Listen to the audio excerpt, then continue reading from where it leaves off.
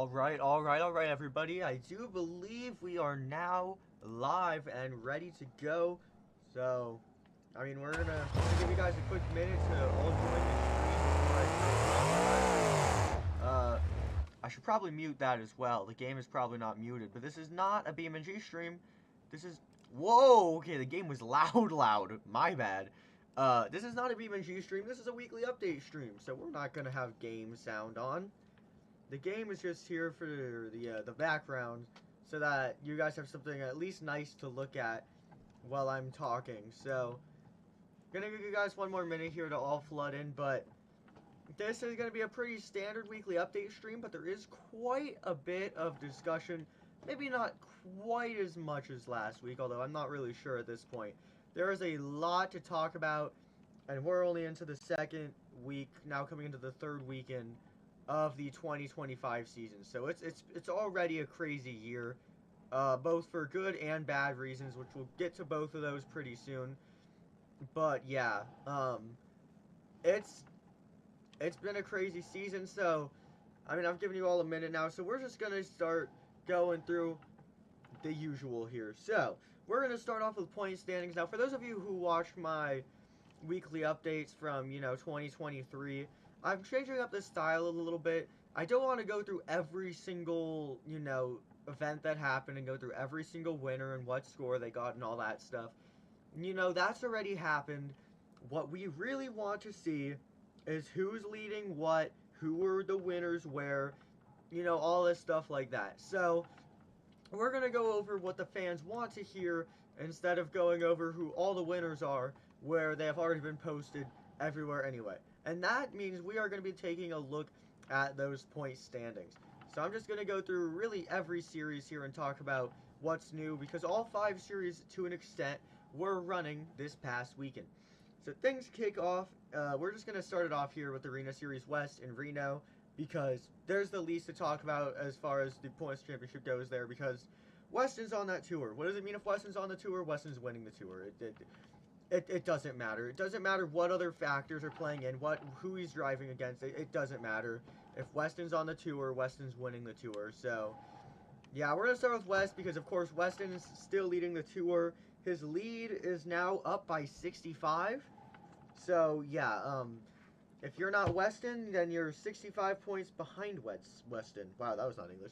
Then you're 65 points behind Weston. So, at least. So yeah, no real surprises there. That's why I really wanted to get this series out of the way, because there are some series where the points really are a discussion right now. Now behind Weston is still Brianna Mahan and Scooby Doo. Then we have Cody Saucier, Devin Winfield, Ashley Sanford, Tim Hall Jr., Berto Trevino, and then Earthshaker, which is kind of a null right now, and we'll talk about that very shortly.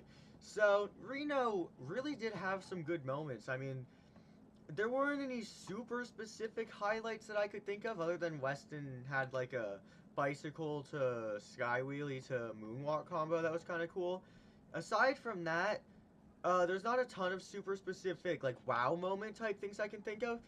But what I will say is Devin Winfield picked up half of the overall event championships, which is massive. I mean, we're looking at a tour with Weston Anderson on it, and for someone like Devin Winfield to take half of those overall wins for the entire weekend is pretty insane. I mean, if it seems unlikely already to take half the overalls from Weston, and then to have that be Devin just goes a whole nother step of pretty cool there. So yeah, Devin Winfield really becoming one to watch this year. I mean, he was becoming one to watch last year, but it's really, they're bringing it up to a new level now. I mean, he's already taken several overalls. He nailed a mini flip on show 3. I mean, he got a little bit sideways after, but it was a really clean landing. So I'm very excited to see what the future is for Devin Winfield. And I think no matter what, we are going to be seeing him in the World Finals.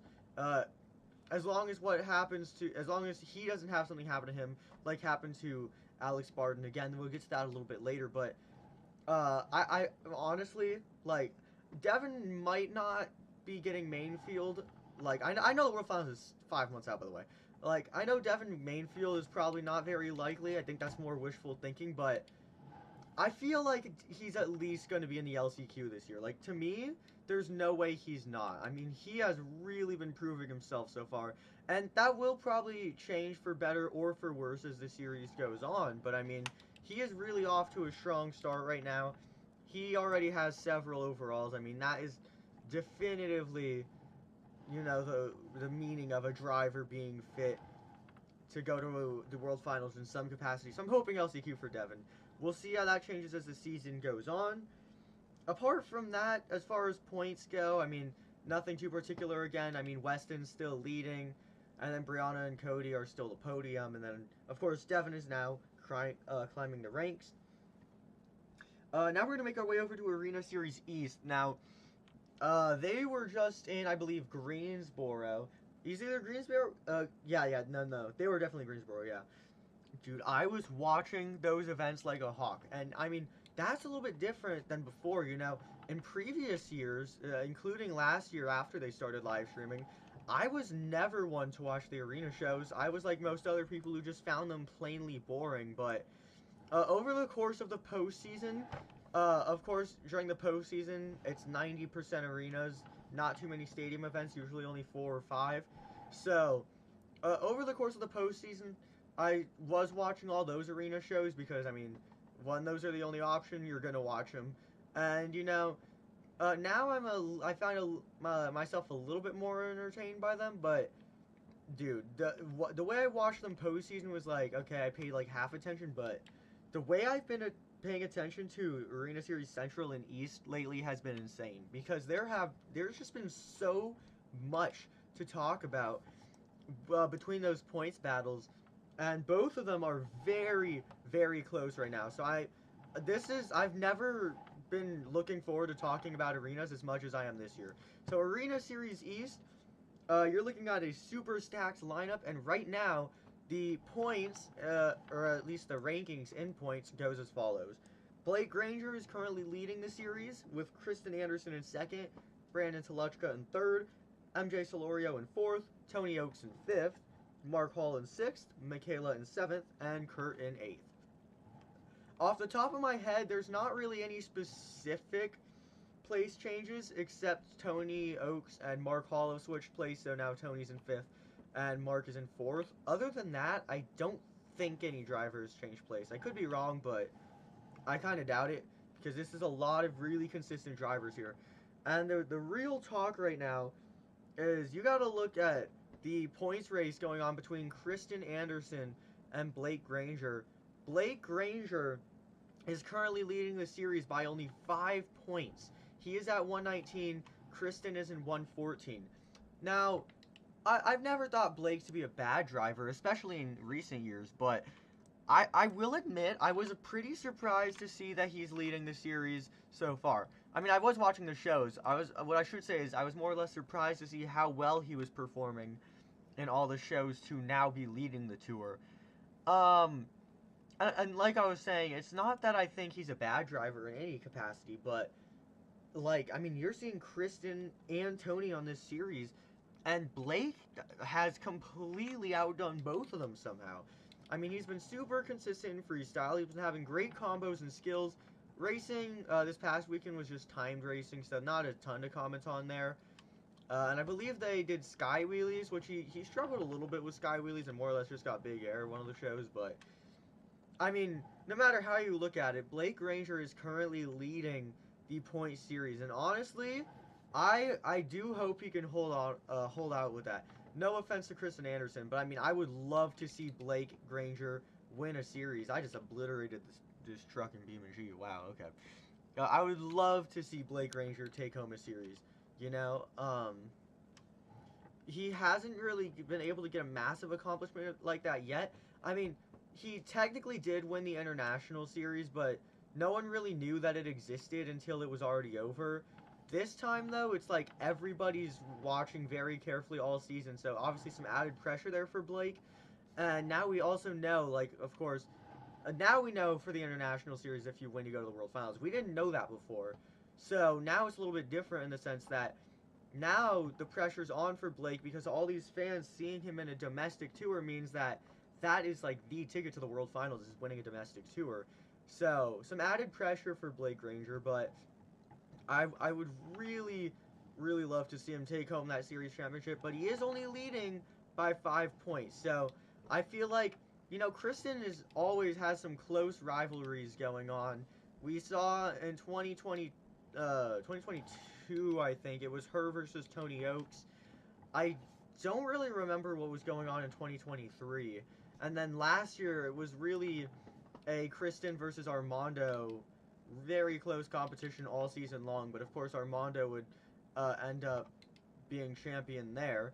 So yeah, it's been a very close. Kristen tends to get into very close points races, and so far, Arena Series East is going exactly that same way. And right now, there's only a 5-point difference between first and second, so I'll definitely be looking forward to seeing where that series is going. But apart from what I already mentioned in some competition breakdowns, there's not a ton of super notable things to say here.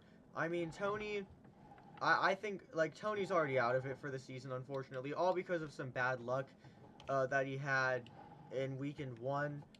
Not entirely bad luck, but I mean, obviously, he didn't want to damage the chassis. And I was a little surprised to see that what he did actually did permanently damage the chassis. But nonetheless, he's already out of the race, but I find it unlikely he won't at least be in the LCQ. But yeah, at this point, he's currently 5th in the series, so I don't think we're going to be seeing him in main field automatically. But again, that's 5 months away, so you never know what will happen over that amount of time. As well as that, MJ Solorio has been getting a little bit creative in this skills challenge.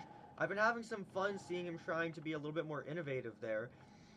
This past weekend, we saw him trying to do these things where basically he lines up for a popper on the log stack or the tires sideways, and then tries to get like a twist popper almost. I don't know. I feel like we've seen it a couple times in the past, but he's really trying to push for it to become a real thing for him. Like maybe just like a... Well, what's the word I'm looking for? Like a staple move for him. So I'll be interested to see where that goes for him. I mean, it seems like it'll be cool if he can get it to go. I mean, so far he's been having a little bit of a rough time with it, but you never know. Also, he has already been demolishing that brand new El Toro Loco body. I want to say he rolled over like 4 times this past weekend, if not more, so... he's definitely giving that truck a run for its money. I want to say he rolled twice in the same event as well. The latest event that happened. I could be wrong, but I'm pretty sure. So, interesting. Wow, that's the exact same thing that happened earlier. Interesting season so far for MJ, but he's definitely starting to get the hang of it a little bit more this season. My bad, I've not been reading chat. I've been having all the results up. 23 is Tristan and Elvis, right? Wait, Kristen's securing 3rd. Wait, now I gotta pull this up. I don't remember who won that series. Wait, who won the series that Kristen ended up in 3rd? Wait, no, this only shows me... No, wait, no, this is the current point standings. I want to see past points. Okay, yeah, 2023 points. Tristan! Man, I forgot about that. That's a callback. I remember being really mad that Kristen got invited to the World Finals and Elvis didn't, even though Kristen was below him. And honestly, I will stand by that take because that is so stupid. That Kristen gets invited to everything for no reason. But yeah. Oh, no, that's not even a hot take. I will 100% agree with that till the end of time. I'm not saying this to be mean, right? Because, like she's a fun driver to watch sometimes, but like compare her to anyone else. Compare Kristen to Brandon Vincent. Compare her to even Matt Cody, or of course the Anderson brothers, Tyler, and she's been driving for like 6-7 years now, and really not improved all that much. Like, she can do mini flips more consistently, but she was already doing good mini flips in like 2020. She's been at like a null spot in her career ever since then, and her stadium performance, she got to compete a whole season in stadiums and drove the exact same that whole year. And she'll go to the World Finals and not get any higher than 10, 15 feet off the ground. I don't get it. You know, like, I'm not saying it to be mean, but I don't understand how, like, I would say her best performance ever was the All-Star, and that was only a 2-hit wonder, if not a 1-hit wonder, where she did that cool, like, crash save thing, right? It's like, I just don't understand how there's not any improvement happening. But, I mean, we'll see this season. I mean, it's very close between her and Blake right now, but so far Blake is holding out, and I'll be interested to see how that progresses. That being said, we're going to move our way over to the next tour, Arena Series Central.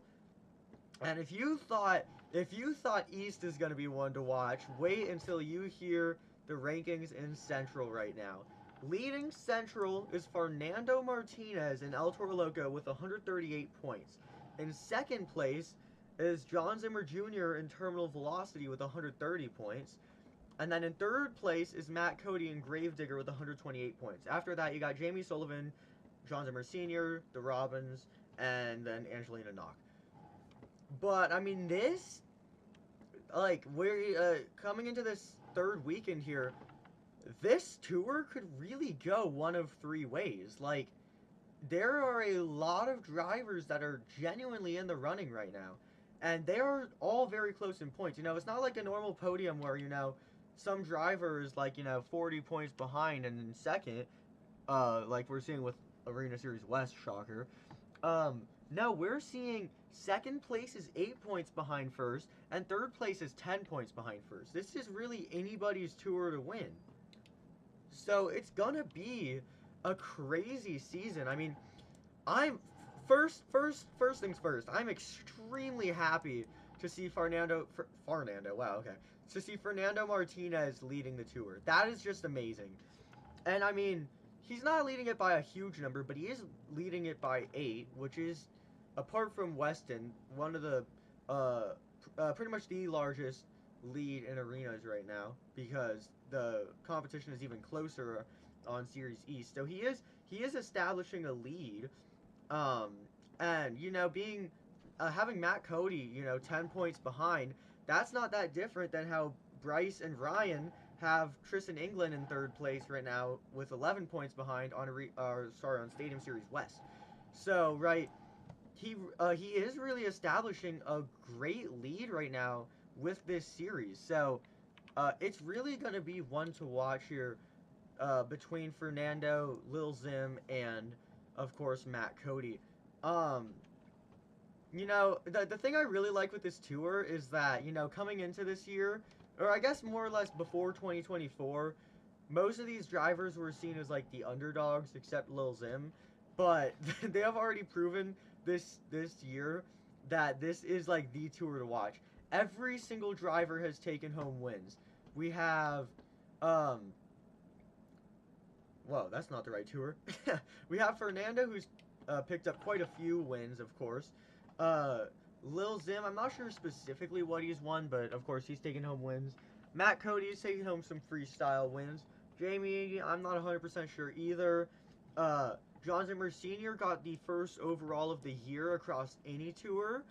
The Robbins brothers, one got skills, one got racing so far, and Angelina Knock has won donuts. So you're looking at a series where we're only 2 weeks in, and every single driver has already won a competition. That is how you know from the start of the year that is going to be an absolutely crazy tour to watch. I mean, we're 2 weekends in, and 8 out of 8 drivers on the series have already won, and 3 of them are within 10 points of first place. It's just a crazy tour to watch right now. You know, I'm really hoping Fernando can win. If he doesn't right now, Lil Zim is in second and would take the lead. Of course, if not either of them, Matt Cody will probably win. And, you know, whichever way it goes, it would be really cool because that's going to be that driver's first ever series championship. And no matter which way between the 3 of them it goes, it will also be their first time in the main field at the World Finals. So that tour is going to be so much fun to watch. It's already been crazy, and I'm definitely looking forward to seeing where it will go this weekend. Now, also some achievements on that tour with Lil Zim landing a mini flip, something that we haven't really seen before, and Fernando attempting his first ever mini flip. Now, he wasn't successful, but that is really him making a statement for as the season goes on. And I mean, with him being in first place now, he's gonna have to start doing more of those mini flips if he wants to defend that spot. So it's gonna be very interesting to see where Fernando will go, especially Lil Zim as well. So that's everything going on there for Arena Series Central. Now we're gonna move our way over to Stadium Series East, because Stadium Series West did not run. Oh well, actually no. We'll get to East in a second. Stadium Series West did run, but not at full capacity. So basically, the tour was running, but only 8 of the drivers, and it was an arena event in Kansas City. Now, that being said, it wasn't really something to scoff over, you know? Typically, when stadium tours do arena shows, it's something to forget about, you know? Nothing super notable happens, and it kind of comes and goes. But I think it has been all the opposite with what happened in Kansas City. I mean, it was crazy. We had Tristan England taking home overalls, which was pretty big. Adam Anderson did a mini flip to moonwalk. That was pretty cool, which is also showing that he's getting a little bit more comfortable in that chassis. So he's gonna really need to see that improvement if he wants to get out of, you know, 5th place right now, because that's not exactly somewhere you would expect to see Adam Anderson. And then the biggest real talk going on with Stadium Series West right now is Mike Pagliarulo took home skills. He did like this really cool moonwalk into backflip save thing. We saw it. We've seen it quite a few times, but he did it in an arena setting, which was very cool. And he would take home his first ever career overall. So if Mike hasn't already made a statement in Excalibur so far this season, then this is really it right here. I mean, he just took home his first ever overall and some other wins on top of that. So, I mean, he was already top 8 in his Stadium Series, which is not really a bad placement. I mean, there have been World Championships placing lower than that, like Cynthia Gauthier. But, yeah, I mean, what? Okay, I'm sorry, this is taking away from the podcast. I'm talking about whatever I just did in BeamNG that you guys just saw. Now, yeah, I mean, 8th place in a stadium tour isn't bad at all. And typically drivers that are in around 8th place do get invited to the World Finals. So it will be interesting to see if Mike can bring that truck to the World Finals on its anniversary. You never know. Again, we're like 5 months away. And boy, do we have some talking to do about the World Finals later on in this stream. That being said, yeah, it's a crazy season already for Mike. But, you know, apart from Mike's overall, you know, Adam getting used to the chassis, there was not really a ton to talk about. I mean, Tristan laid it down in freestyle and skills, shocker. Took home some overalls, shocker. So, yeah, Stadium Series West will finally return to the points competition this coming weekend, still in Missouri. Now we're going to move over to Stadium Series East, where things were not the best this past weekend. We'll say that. And that comes down to RII now. There were some nice, you know, wow moments, but there were some pretty awful RII calls as well. But, you know, let's focus on the positive things that happened with Stadium Series East and the last shows of San Diego in first quarter this year.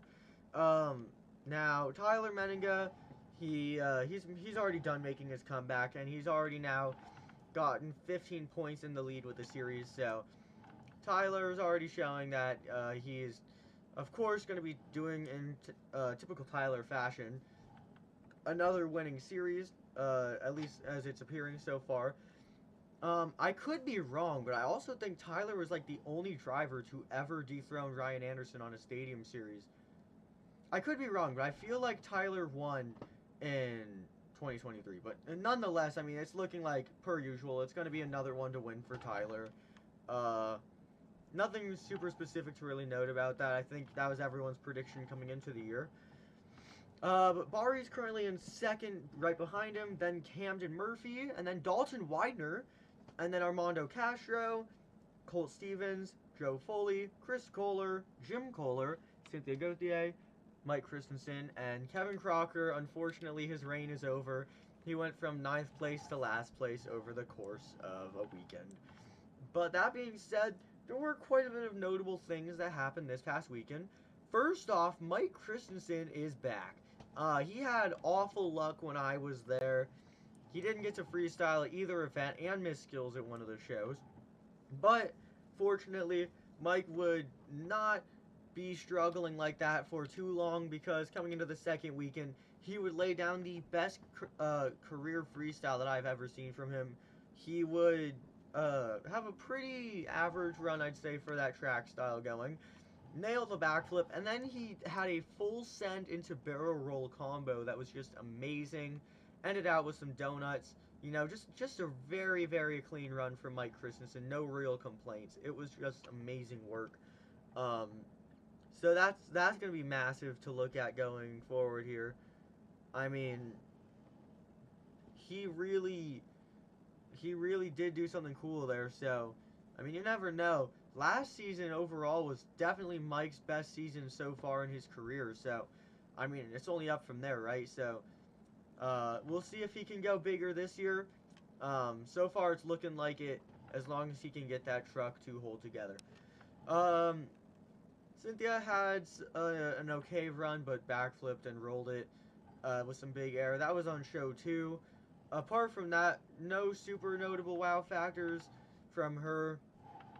Jim Kohler, honestly, Jim Kohler might be one to look at for a skills win this year, because in show 2, or I guess technically show 4 in San Diego, he would do like a Chris Kohler type sidewall save where he, you know, did a bicycle, forced the, you know, predicament, and then absolutely throttle out of it. It was kind of similar to his save in Seattle, except the difference here was that he never actually went upside down. He did keep it sunny side up the whole time, except for when the sunny side up was sideways. So, I mean, Jim Kohler, a classic Jim Kohler save there. Tyler has won a stadium championship every year he's been in stadiums except 2022. Yep, that's very unsurprising. Really, the driver I thought that would do it, if not Tyler, would have been Armando, but Armando's in 5th right now, so I guess that's not reigning true here.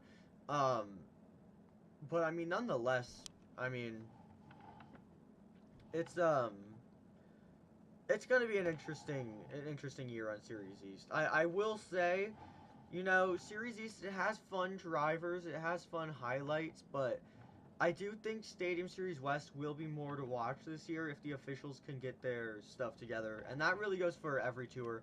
Arena Series Central and both Stadium Tours have had some awful official calls already this year. So, that being said, it's going to be a weird season. We'll see if it improves or not, but either way, I just think Series West is going to be more to watch than East, because East has, up to this point, been pretty inconsistent, honestly. That being said, though, Tyler shockingly leading. Other wow factors, you know, Chris didn't really have the weekend he was looking for. Really had bad luck all weekend between rear steer problems and braking on a backflip early and all that stuff. Joe Foley had a pretty great freestyle run. Not really any super notable specific parts of it, just, you know, that classic ragged edge, high momentum Joe Foley run. Nailed a backflip. Really just a great run from Joe Foley, per usual. Business as usual for Joe. So, it's great to see him back in the full swing of things now. And he's actually 7th in the tour, which is a great spot to be in.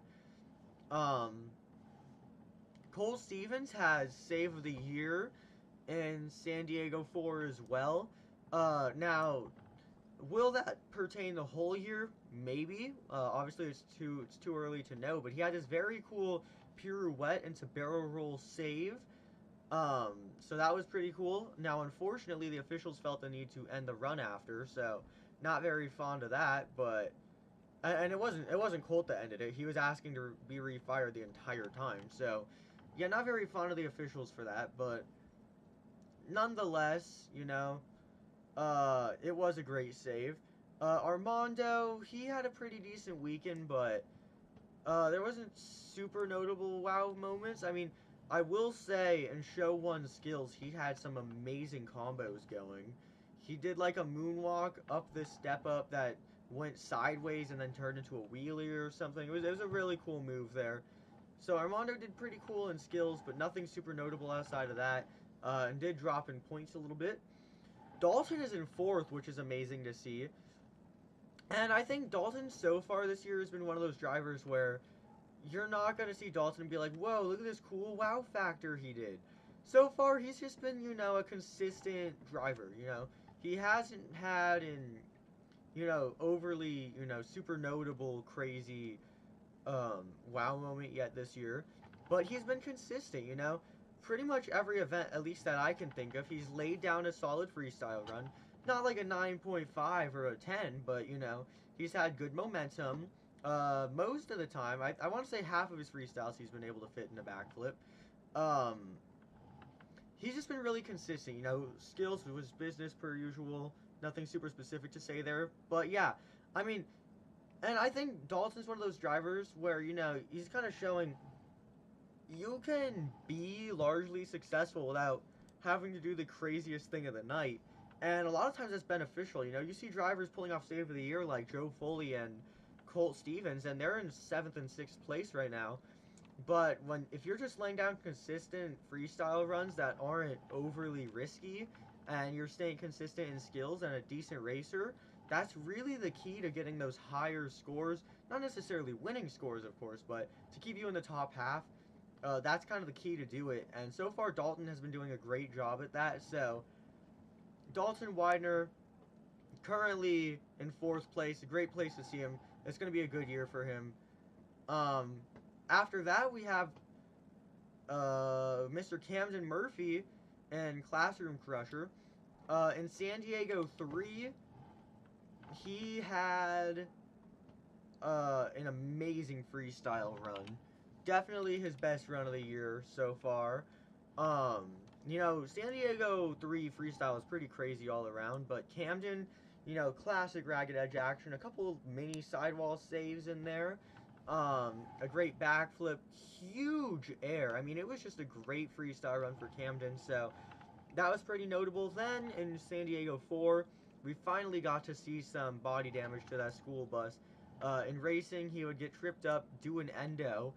He would land it, but at what cost? Because after landing it, the truck would suffer damage and wouldn't even be able to compete in skills.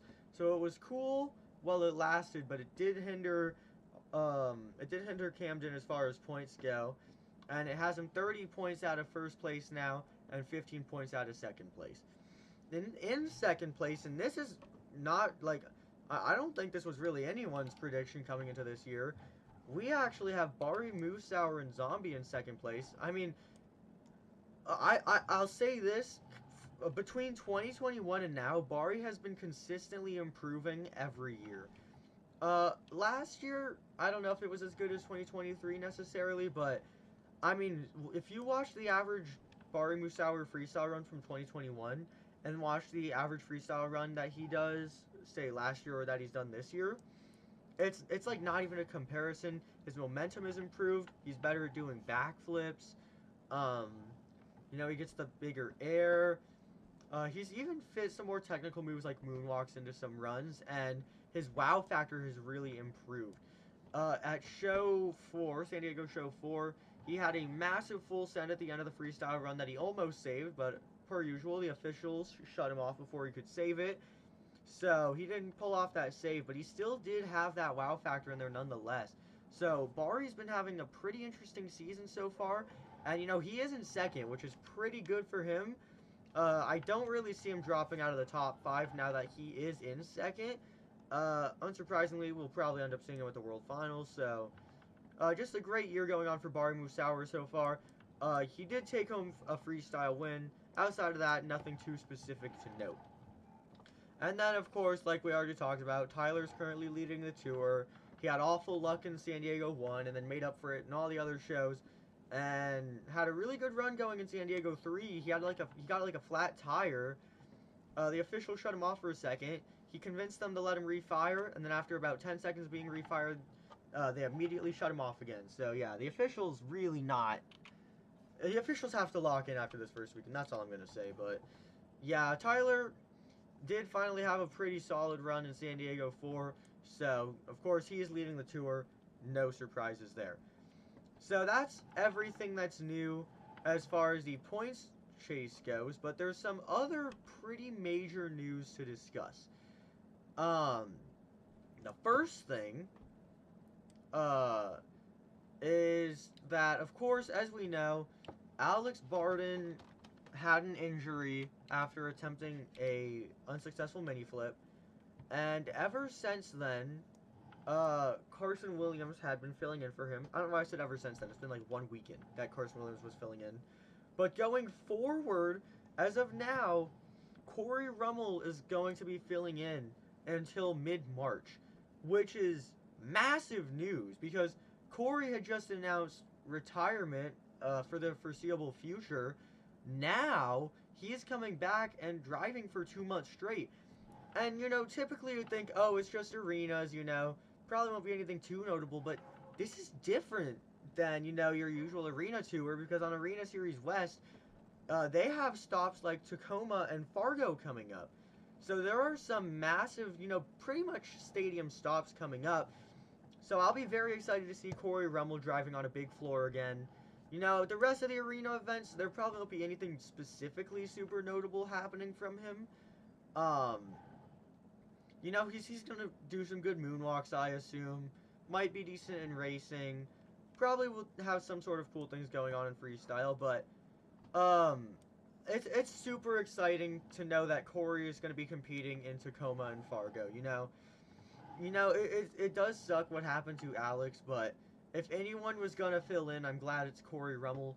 Cory is no stranger to going big, notoriously Mr. Extreme Air, so, hopefully Alex can recover soon, but in the meantime, I will be extremely excited to see what Cory Rummell is going to do behind the wheel, because, let's face it, Cory is absolutely an amazing driver, and he gets to do, I want to say somewhere around 7 big floor events now. Actually, I think Tacoma gets 5 shows. So I think Cory, between Tacoma and Fargo, is going to be able to do upwards of 8 events, something like that. I don't know. On a big floor specifically. Obviously in arenas he's going to be doing more than that, but on a big floor I think he's going to be doing at least 8 shows, which is super exciting, really for everybody, especially fans that'll be in attendance like you in chat, Velocity Raptor. That being said, there were some other massive news that has been released in the past week. Now, before I say what this other massive, before I say what this massive news is, I'm just gonna let you guys guess. What do you think the massive new news is that I'm gonna be talking about in a not very happy way that got released in the past week? I don't think I need to elaborate. I'll wait for someone to say it, but I think the answer is pretty obvious.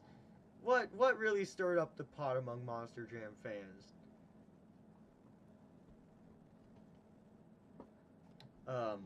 After only 1 week of the year being done.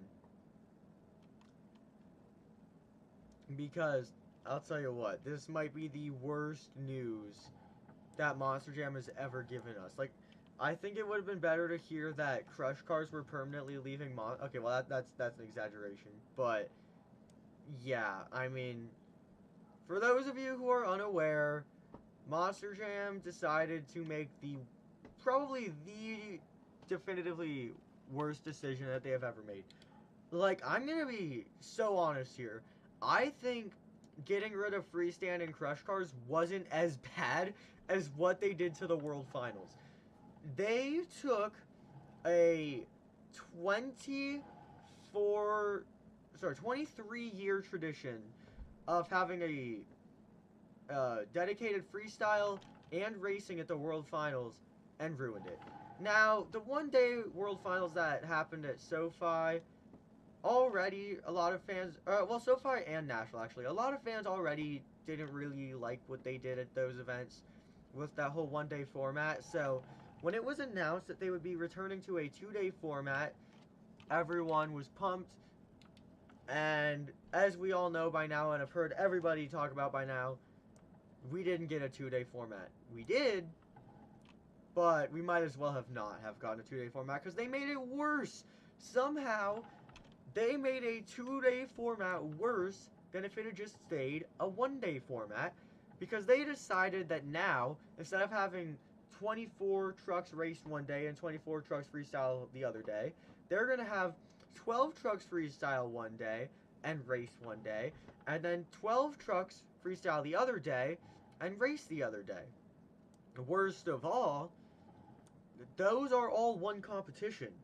The racing across 2 days, it's the same bracket, just 2 different halves, which means the racing finals, yeah, not going to be fair at all. We'll talk about that pretty soon. Then, freestyle, keep in mind, which features fan judging, is also split across 2 days as the same competition. Let's start with the obvious. If you're tearing apart the same one competition and stretching it over the span of 2 days, what's gonna happen that could make day 2 way more unfair by day 1 without considering anything else? Well, Rice-Eccles Stadium, guess what? Wide open. No cover whatsoever. So what happens if it rains Friday night? Well, seems that somehow a board of professionals in a multi-billion-dollar company couldn't plan ahead to think, you know, if it rains, that might not be ideal. Okay, but maybe not multi-billion, but still. They might be, I don't even know at this point. I don't know and don't care, because all they care about is money now anyway. Right? Somehow, a board of elected professionals all got together and thought, you know what, yeah, we're going to have the same freestyle competition held over 2 different days. So, we're not going to consider the fact that if half the lineup gets to have a perfectly dry track and then it rains Friday night, the other half of the competition now has to try to outdo the night 1 drivers in a completely muddy track. That's not fair at all. Now let's look at racing. Oh, okay. So what we're going to do is have 12 trucks race one day, and then 12 trucks race the other day, and make it to the end of the bracket. And then, once those 2 brackets are complete, the 2 winners are going to compete in the racing finals. That's how the racing bracket has always worked, except it's not supposed to be stretched across 2 different days. Now that it's stretched across 2 different days, well, let's address the problems. First of all, it rains overnight, immediate loss for whoever raced on night 1, because guess what?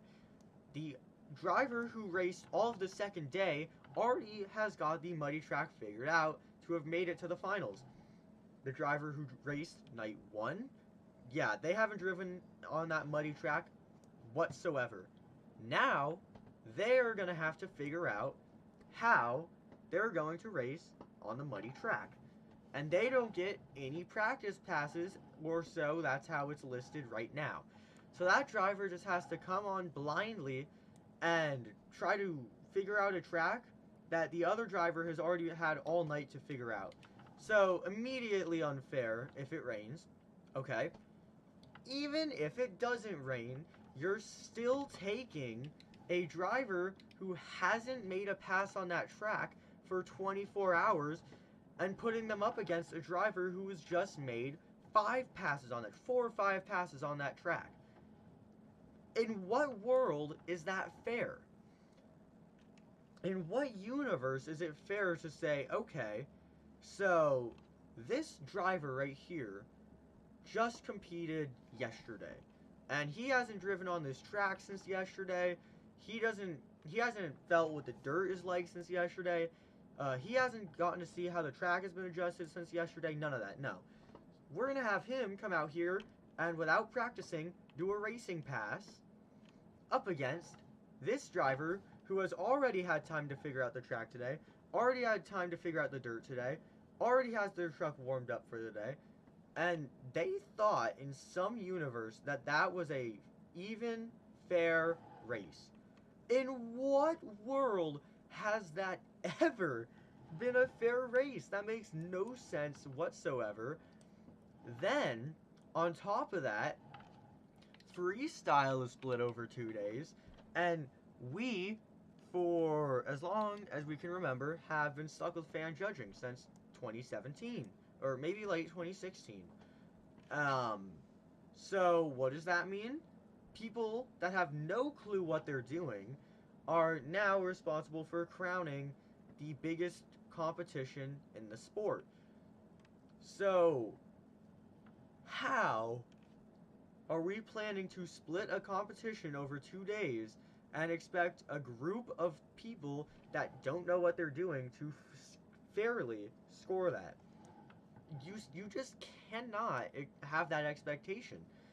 You know, if something insane happens day one and gets like a 9.5, and then something still crazy but less insane happens day two, well, that's not going to be fair, because they're going to be scoring based off of what happened on day two. So if day two had a crazy wow factor, but it wasn't as crazy as the one night one, too bad. It's probably still going to get a higher score, because the fans are scoring based on what's fresh in their mind. And something that happened 24 hours ago is not fresh in their mind. They're either going to have forgotten about it or have not been there that day at all. So it's just, there's no fair way to do either racing or freestyle in the awful new schedule. It's inconceivable. There's no realistic way that it could ever happen. They're still going to make it happen. I'd say there's a solid 3% chance Feld would ever change one of their awful decisions. But as of now, that is what's happening. And I will say, I do complain a lot when it comes to stuff in the monster truck industry, but I've seen a lot more people than just me complaining about this issue, and more specifically, I've seen every single person except me complaining about this format. I mean, I can't think of a single person that hasn't complained about this format except for the drivers that have an NDA, right? I mean, even Reagan and Armando have talked about this format. That is how awful it is. You know it's bad when Reagan, Armando, and Wayne all publicly speak on it. That is how you know that something went wrong. But, again, knowing Feld, it's probably not going to change. So, this isn't going to make me... I'm not one of those people that's like, this format's awful, I'm not watching the World Finals, I'm not giving Feld my money. Like, I'm still going to just watch it in some capacity, whether that means attending or watching it through the live stream. But that doesn't make me hate this format any less, because you have successfully taken the biggest event in all of monster trucks and turned it into a standard 2-day weekend show with 12 freestyles and 12 races on one night, or sorry, with 12 drivers freestyling and 12 drivers racing on one night, and 12 drivers freestyling and 12 drivers racing another night. It's just a standard 2-day weekend. There's nothing good about it. So I just don't get it. Some fans have noted that because of the way the tunnel is at Rice-Eccles Stadium, drivers can't really drive on and off the track the same way they would be able to at other places, which means that intros is probably going to be awful unless they bring back the downhill racing that we saw at World Finals 21 and 22. Or sorry, that in World Finals 20 and 21. Wait, no. 20 and 22. Yeah, that's right. 2022. Unless they bring back the downhill racing from World Finals 20 and World Finals 22, there is no realistic way to do intros. So, we can't We can't have good freestyle. We can't have racing. Apparently, we can't have good intros either now. Because how would they even do a 24 truck intro on a day that there's only 12 competitors? They have successfully butchered the entire World Finals. I mean, it just amazes me. And I shouldn't be surprised at this point knowing Feld, but like, it just amazes me how you can take the biggest show and just completely ruin it and then just act like nothing ever happened. They haven't spoken on it, and on the first World Finals post, they muted comments because they didn't want to face the criticism. Now, obviously, that didn't work because of hashtag fix the format being spammed everywhere, which, also, I'm pretty sure they banned it from their comment sections because I've tried commenting with fix the format a couple times, I'll be honest, and my comment just vanishes. So I think they might have banned fix the format from their comment section, but, I mean, people have still found a loophole by using that GIF that just says format.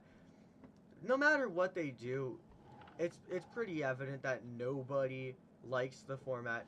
Everybody's been asking for it to change, and Feld, in typical Feld style, has been being a jerk about it and just completely shutting down and ignoring the criticism. I don't understand how you can be that big of a corporation and do that, but I shouldn't be surprised because Feld has shown time and time again that that is what they do best. That being said, we're still 5 months out. You never know what might change. All I'm saying is, knowing Feld, nothing will probably change, and we will probably still be stuck with the same format. All that to say that the World Finals format is awful. That being said, those are really the two bigger pieces of news coming off of this past week. Cory Rummell's coming back, and the World Finals sucks. Outside of that, I can't really think of anything too specific. We will finally see both stadium tours running at full capacity, and it'll be pretty interesting actually. We're going to be seeing Stadium Series East taking on Anaheim. Also, I could be wrong, but I think that might be the first time Anaheim has had a blue track since, actually, no, they did have one in 2023. I was going to say that was the first one since, like, 2019, but no, they did have a blue track in 2023. But still, this will be the first blue track in, like, 2 years. So that'll be cool. And, honestly, Series East on floor as big as Anaheim is going to be pretty crazy. Series West, I'm just glad to see them back on a big floor again. More specifically, so I can see where the points race will go from here. I'm hoping Zach Garner will have a resurgence. He had some pretty good events going on in Kansas City, so I'm hoping that that will be the beginning of a bit of a bounce back for him because, let's be real, 9th place, I find it unlikely Zach Garner could stay in 9th place for long. That being said, things are returning to full capacity soon. Now, that's all the specific talking points that I had planned, so now I'll let you guys know if there's any talking points I didn't mention or any questions you have. Feel free to put those in chat right now. You know, those are always fun to get done in these streams, especially when it gets towards the end of the stream and I've already covered all the planned stuff. You know, having some other questions and talking points is something a little bit fun to discuss. So, if there's anything else that you think deserves talking about or that you want to ask, just let me know. In the meantime, you can watch me absolutely obliterate this truck right now. I don't know what is going on anymore with this freestyle run. Oh, well, it's out of fuel, so. But yeah. If there's any specific questions or comments that you have regarding the past week, or maybe what's coming up, just let me know. Otherwise, I think we'll roll out the stream pretty shortly if those questions do not come on in, because we've kind of talked about everything important. Now, Alex Barden will be back in a couple months. I don't remember if I specified that or not, but yeah, Cory Rummell's not a full-time fill-in, but I'm sure that will shake up the points race there a little bit. Not by much, I assume, though. But yeah, if anyone has any specific questions, one more second to get those in. But otherwise, I think we're pretty close to wrapping things up here. Whoa. See, this is like what I expect Zach Garner to be doing, but the official calls this year so far have been awful. I'm just going to go off the top of my head with what calls I can already think of without even looking at the shows. Zach Garner shut off in Anaheim 2. Camden, Bari, Colt, and Tyler shutoffs in San Diego this past weekend. Jamie Sullivan had a completely awful shutoff that was completely unjustified. I don't recall specifically which show it was. I just know it was this past weekend. So, yeah. Officials are already on a roll with being awful this year, so I mean, like others, I will hope to see that improve, but I certainly do not have expectations for that to improve because, like said, Feld will always find a way to disappoint us.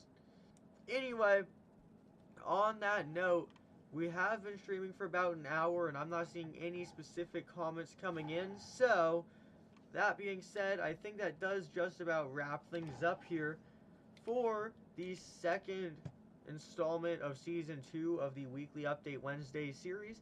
I hope you guys enjoyed or took something away from this episode because, I mean, there was a lot of news to discuss. I think I hit just about all of it as far as Monster Jam goes. Of course, in independent realms, lots of new trucks debuting. Elliot Miller debuted a new truck. The Haymaker debuted. Frostbite debuted. So lots of new things going on in the independent world, but as far as Monster Jam goes, I think we covered just about everything.